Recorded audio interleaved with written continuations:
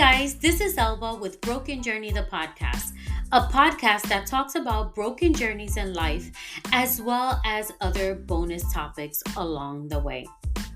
My hope is that by listening to these testimonies, they will give you the courage to overcome your own broken journey. Let's create a masterpiece from our broken pieces and create wonderful memories. Our podcast is available on major platforms like Spotify, Apple Podcasts, Google Podcasts, Amazon Music, and much more. Sit back, relax, and enjoy this next episode. Don't forget to follow us on Instagram at brokenjourney_the podcast. Bye, guys.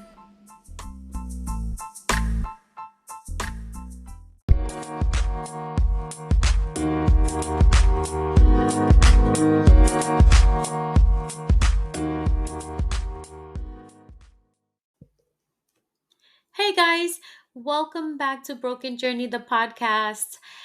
I am your host, Elba, and today I wanted to talk a little bit about grieving.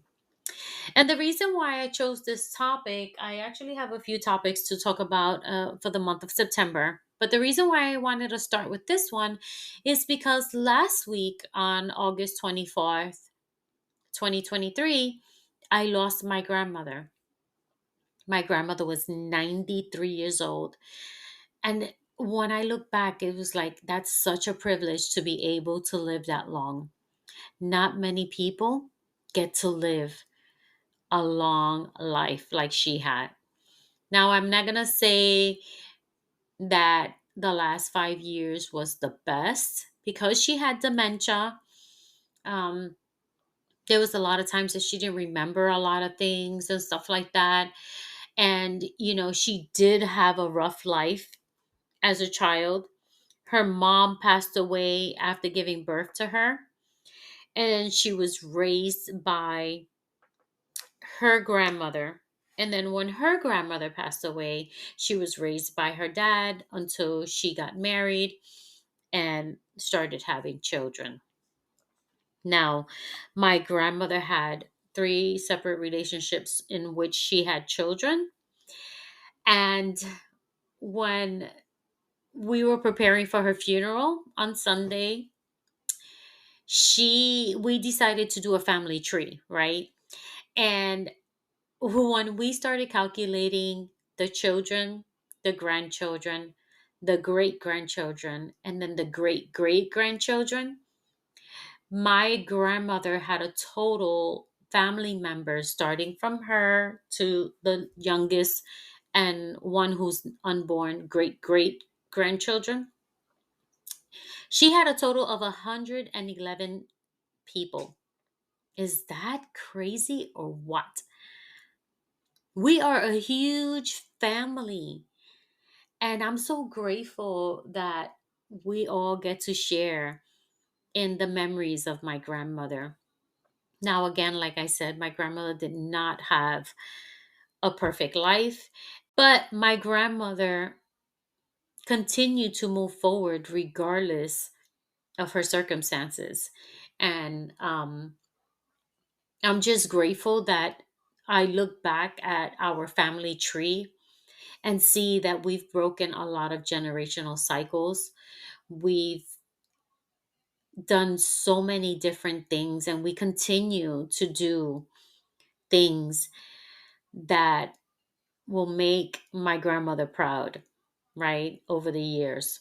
So, about 2 weeks ago, we got a call stating that my grandmother wasn't doing well and she was going to be sent to the hospital.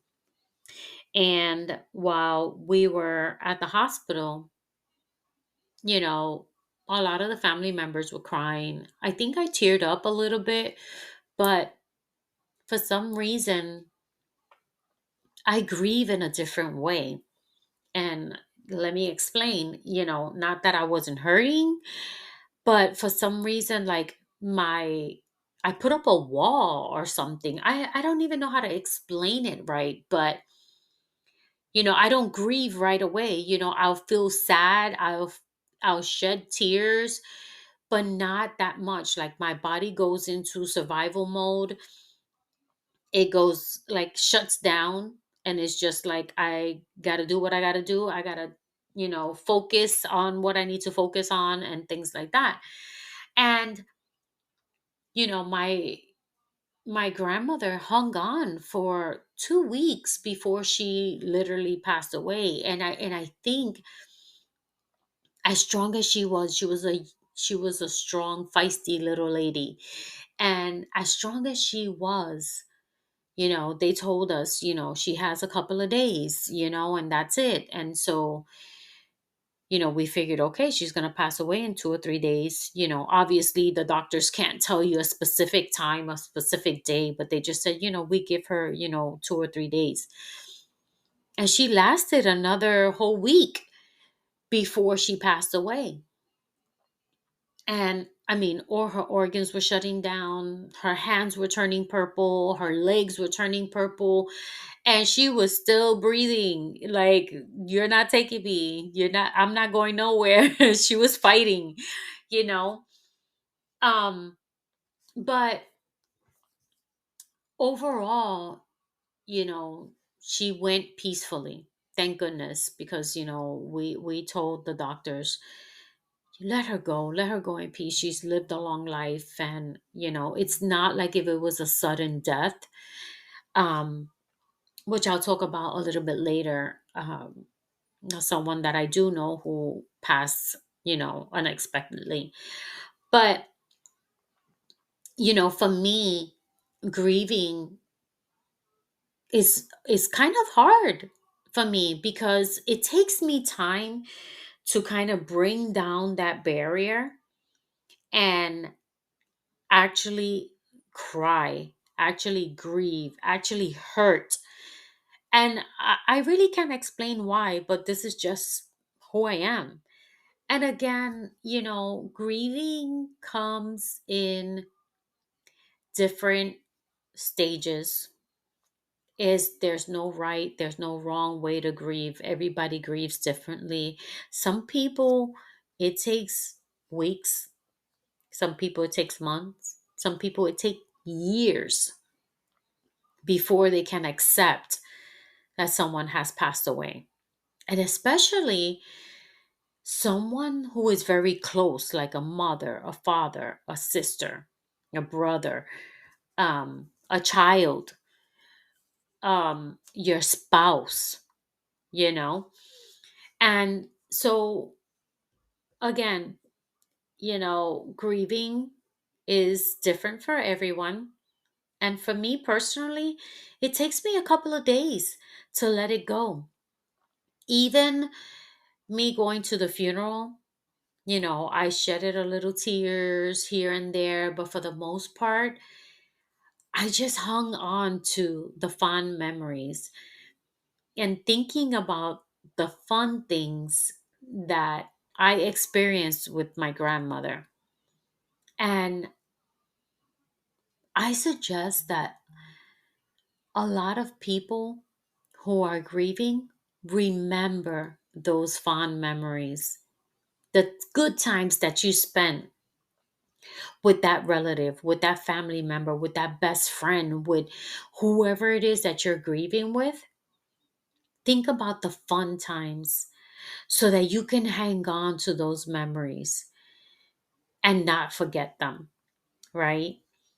And sometimes that helps to alleviate the pain that's caused by losing that person. Um, some of the good things I remember is my grandmother dancing. I would say her last 10 years, she would get up. It didn't matter what song was playing. It could be hip hop, it could be rap. And mind you, my grandmother didn't know any English.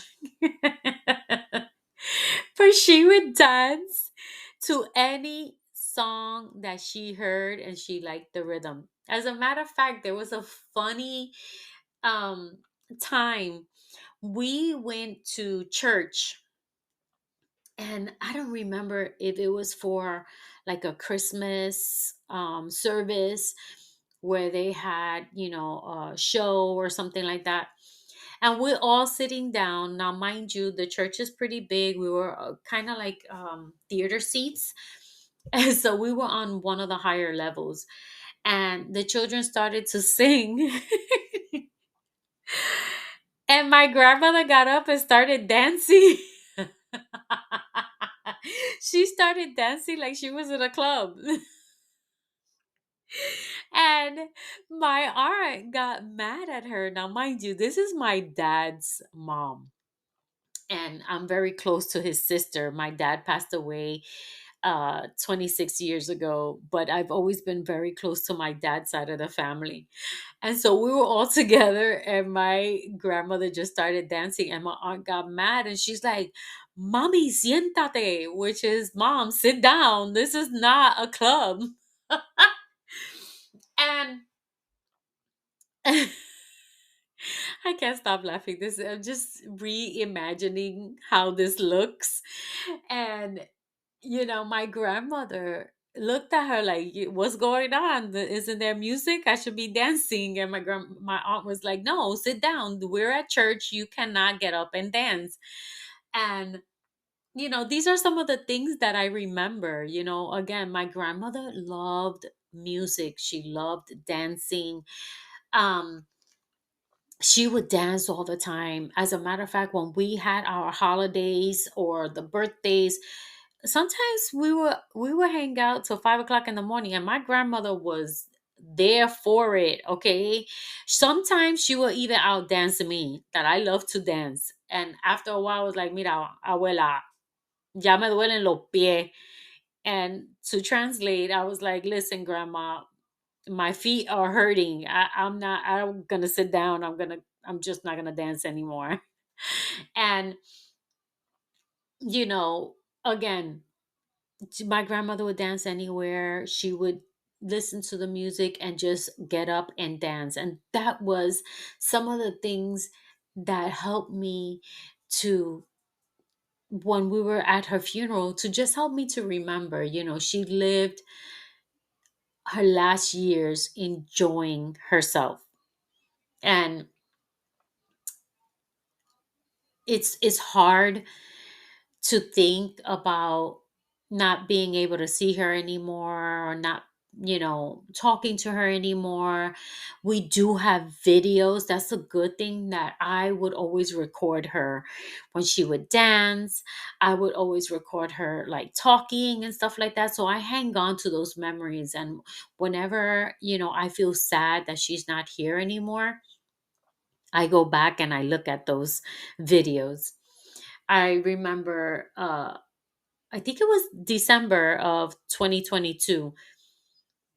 I went to see her with my older sister, and we started talking to my grandmother. And, my grandmother really didn't know, like I said, a lot of English. And she would, she would know some of the curse words, and she would change them up a little bit. Instead of saying like "son of a bitch," she would say "son of my biche." And "I poke you," or something like that. And it it's just funny to me. um but when I went to see her in December with my sister, we would always play Spanish music, actually salsa, to be honest. Salsa would, she would love listening to that. And so I had put the salsa music for her, and my sister was recording her. And even though she couldn't really walk too much, she would, like, her upper body, she would move her upper body and start dancing. And she, I told her, "Grandma," in Spanish. So I said this in Spanish. I said, "Grandma, I heard that you like to say a lot of bad words in English." And she goes, "What? Not me. I don't say bad words." And I was like, "Are you sure you don't say bad words? I heard you say bad words in English." And she says, "Nah, I don't say bad words." She goes, "Only inside. Inside. When I say it with my inner voice." And my sister and I started laughing. She was like, I don't let them hear me. I don't let none of them hear me, but I say bad words in my inner voice. So, again, guys, I take some time to look at these videos and think of the fond memories that I have with my grandmother. Again, not everybody grieves the same, and I'm not suggesting that you grieve the way I grieve, but I suggest that you think about all the good times that you were able to spend with that family member or that really good friend and stuff like that. um you know those are the things that we need to remember. Another thing, you know again, my grandmother was older. She was 93. She died of old age. Then there's the grieving of unexpected grieving, right? Which probably hurts even more because you see the person was young, like my compadre, right? My best friend, my comadre, and I don't know how to say comadre, compadre in English. I don't know how to translate that. But basically, I am the godmother of their younger daughter. And one day I get up and I look at my phone after brushing my teeth and all that stuff and getting ready for work.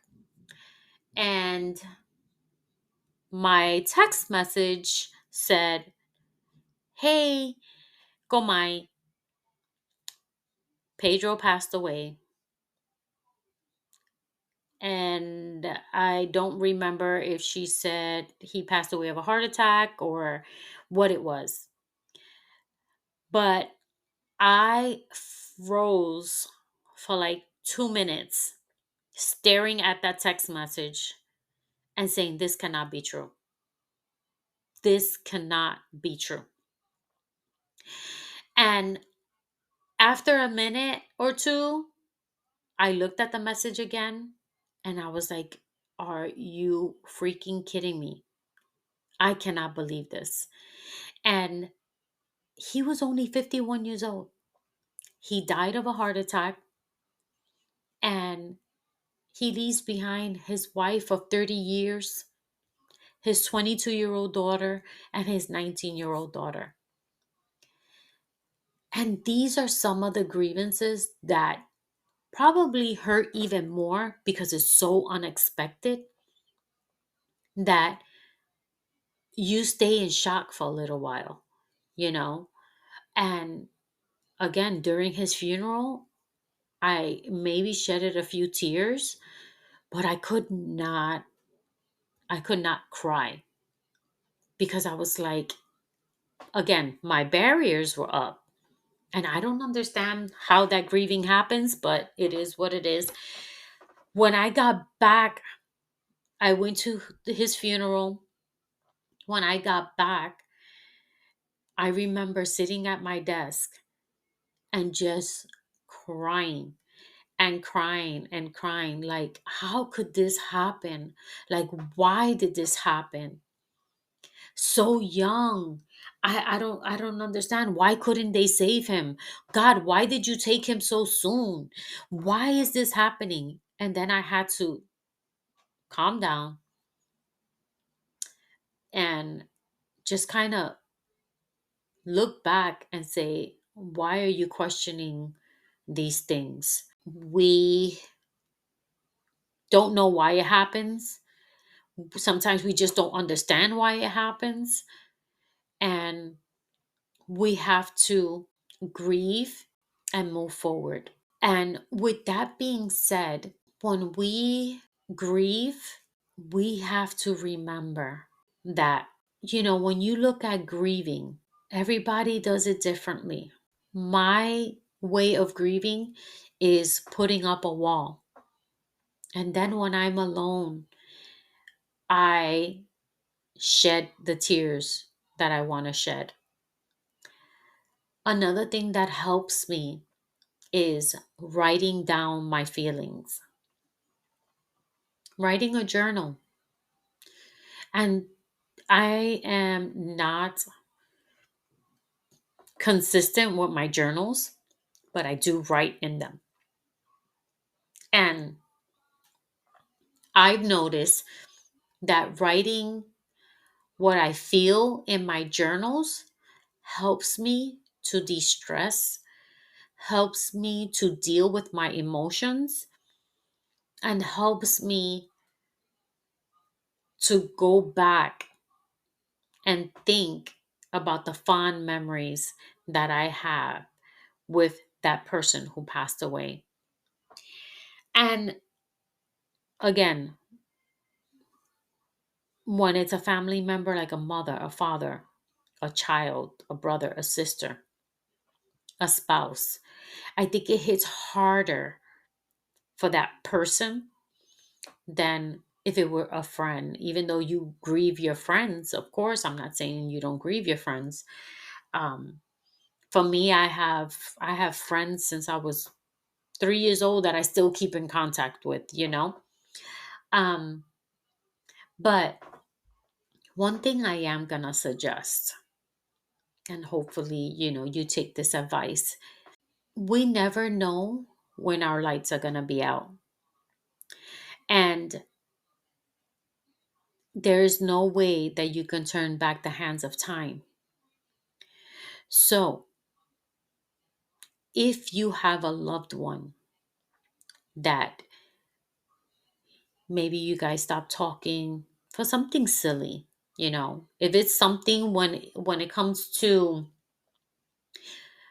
boundaries where you don't speak to that person because they overstep their boundaries when it comes to you know you personally, then I understand. If it's you know you grew up in a violent situation where your parent was abusive, and you can forgive them, right? Because it's good to forgive because it's for you, not for them.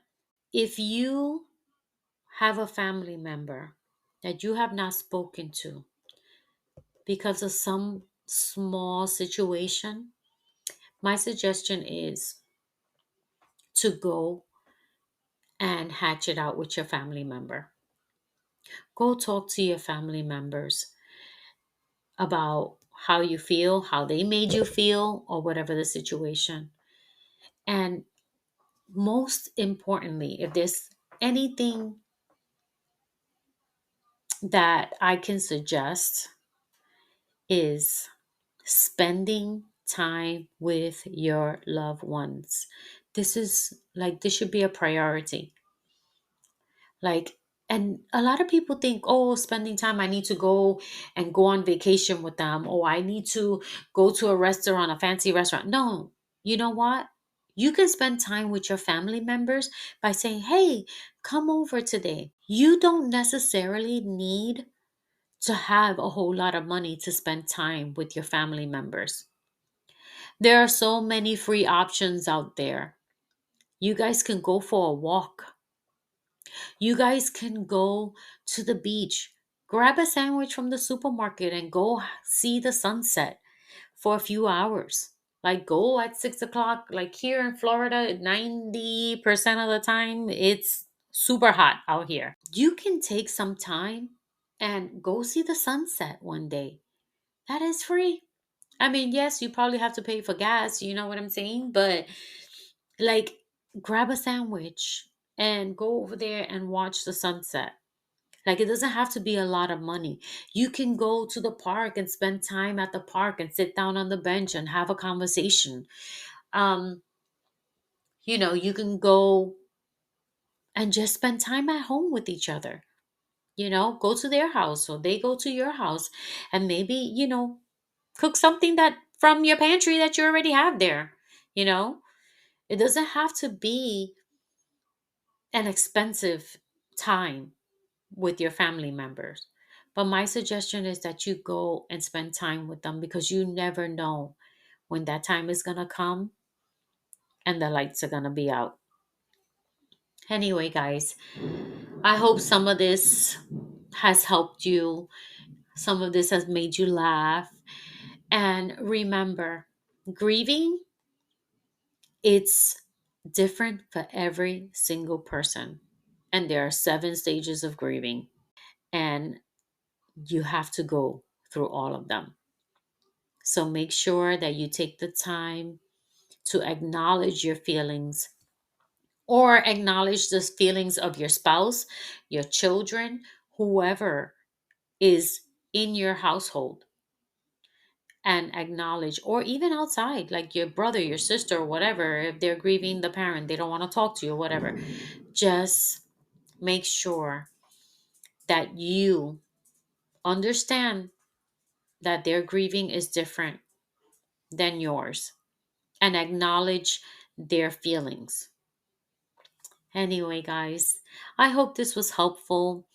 And if you are grieving, I'm sending you a huge hug, a virtual hug, that is.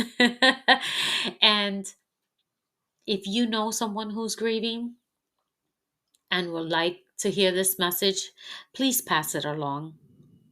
Thank you. Bye, guys.